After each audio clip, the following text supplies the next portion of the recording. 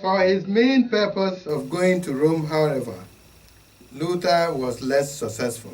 His main purpose was to negotiate and plead the cause of the 7 convents of Augustinians who wanted to maintain the strict observance.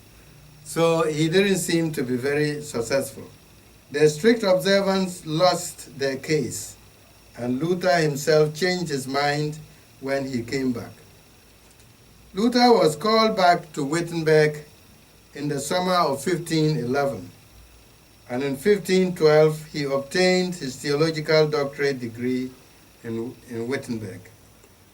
On this occasion, Luther took the oath, as was and is still the usual thing in terms of obedience to the Roman Church.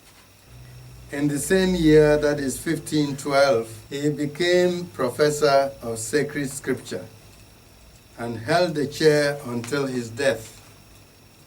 In the years 1513 to 15, he lectured on the Psalms. In 1515-16, the letter to the Romans. In 1516-1517, he lectured on the letter to the Galatians. And 1517-18, he taught the letter to the Hebrews. In his lecture on the Psalms, Luther betrays still a certain extent and adherence to the scholastic tradition, although scholars are divided on it. He introduces, nevertheless, themes which were to become typical of his life later. He condemns justification through the observance of law and calls Pharisees and hypocrites people who live by this ideal. They issue laws, but their main lives is directed against the law. They live in a false freedom, deceiving themselves that they have a share in the merits of Christ and the saints.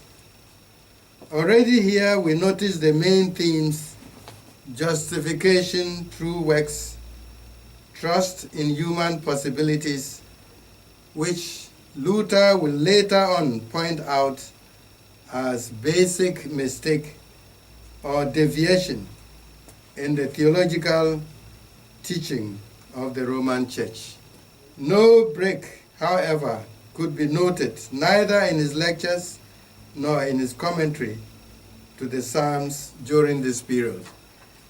He began to teach so many things, but as we always mention about Luther's life,